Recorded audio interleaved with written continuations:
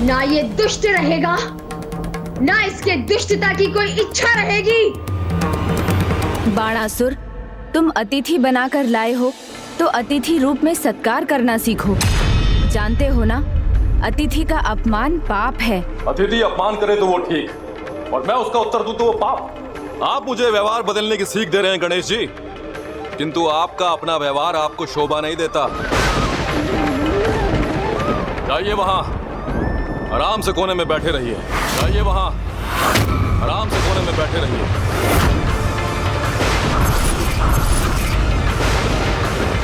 अतिथि के साथ दुर्व्यवहार का कितना भयंकर परिणाम है, लगता है तुम्हें ये जानना होगा।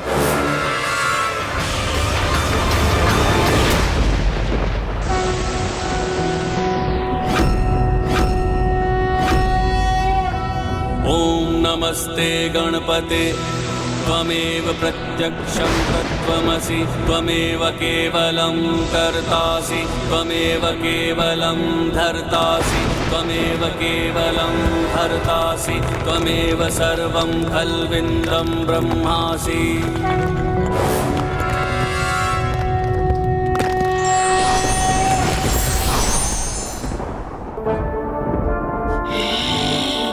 माता रुकिए।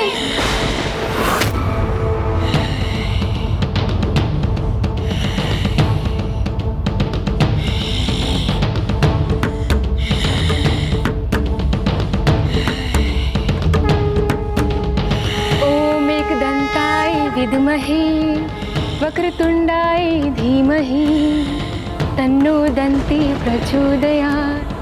ओम कालिके च विद्महे शमशानवासिने धीमहि तन्नो काली प्रचोदयात्। ओम एकदंताय विद्महे वक्रतुंडाय धीमहि तन्नो दन्ती प्रचोदयात्। ओम कालिके च विद्महे शमशानवासिने धीमहि तन्नो काली प्रचोदयात्।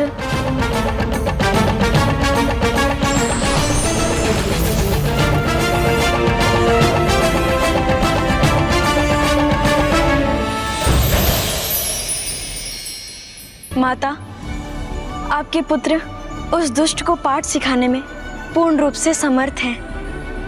उसका एक उदाहरण तो उन्होंने अब भी दे दिया।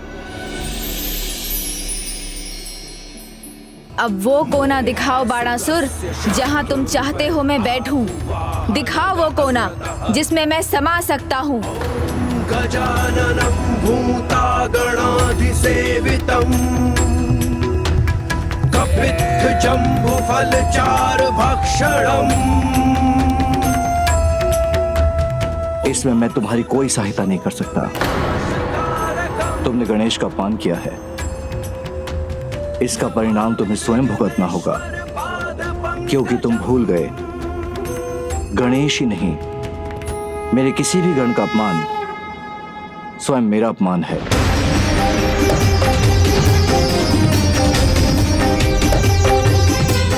प्रभु, मेरे पिताजी अतिथि का सत्कार नहीं जानते, क्षमा मांगना भी उन्हें नहीं आता। मैं उनकी ओर से आपसे क्षमा मांगती हूँ, उन्हें क्षमा करने की कृपा कीजिए।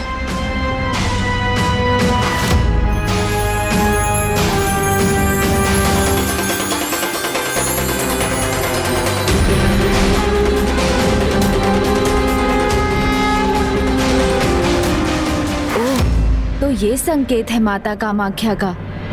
उषा द्वारका की बहू बनने वाली है, अर्थात उषा का पति वो होगा जो प्रभु श्री कृष्ण का निकट संबंधी होगा।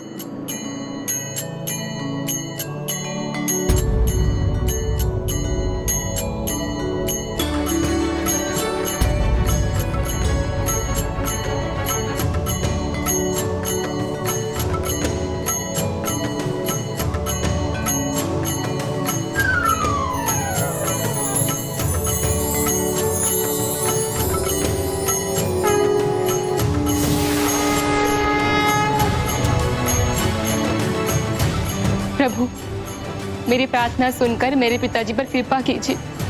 उन्हें क्षमा कर दीजिए प्रभु। तुम्हारी भक्ति से, तुम्हारे सौम्य आचरण से मैं बहुत प्रभावित हूँ, इसलिए तुम्हारे पिता को क्षमा करता हूँ। किंतु यदि बाणासुर ने एक भी बार और मेरा अपमान किया तो मैं समझूंगा वो मुझे शिवगण नहीं मानता और ना ही वो मेरा साथ चाहता है। नहीं प्रभु, ऐसा नहीं है। पता नहीं उन्होंने ये भूल क्यों की, किंतु मैं ये भूल सुधारना चाहती हूँ। आइए प्रभु, आप आसन ग्रहण करने की कृपा कीजिए। परिवार के बड़े छोटों को संस्कार देते हैं, किंतु यहाँ उल्टा हो रहा है। तुम्हें अपनी पुत्री से सीखना चाहिए बाणासुर।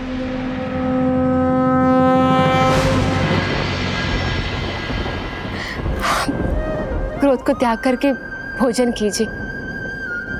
आपकी पसंद के पकवान बनाए हैं। तुम्हारे अतिथि सत्कार से मैं प्रसन्न हूँ। तुम्हें आशीर्वाद देता हूँ। तुम्हारे व्यक्तित्व में पावन भक्ति की ऊर्जा से भरी उज्जवल कांति है, तो तुम्हारा पति भी दैविक तेज से परिपूर्ण होगा, देवता समान होगा।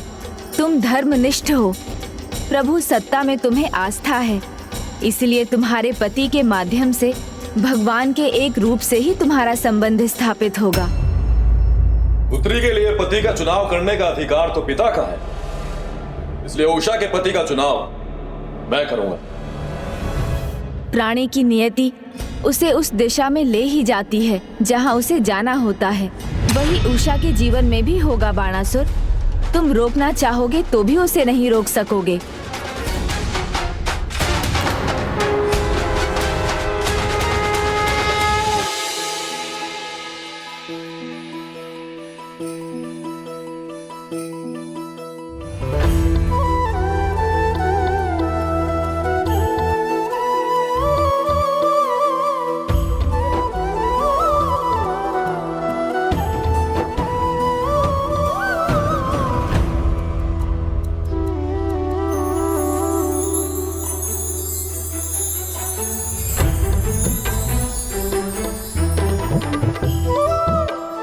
प्रभु, मैं और ले आती हूँ। बस इतना पर्याप्त है, धन्यवाद।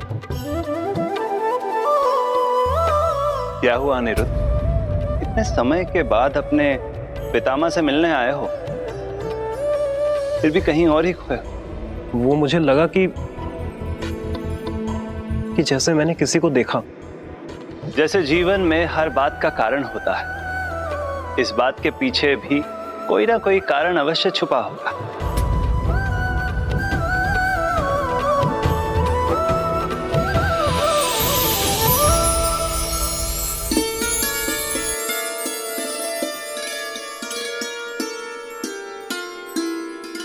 और जाने अनजाने में जो भी होता है उससे जगत का उद्धार ही होता है।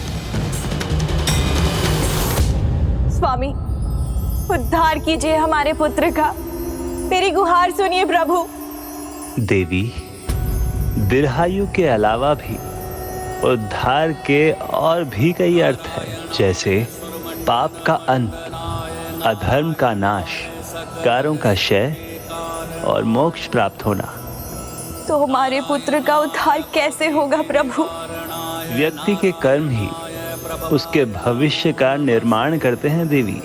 उसके भी जीवन का भविष्य उसके कर्म ही निर्धारित करेंगे, किंतु अब वो जो भी करने वाला है उससे उसके संचित पुण्य समाप्त हो जाएंगे।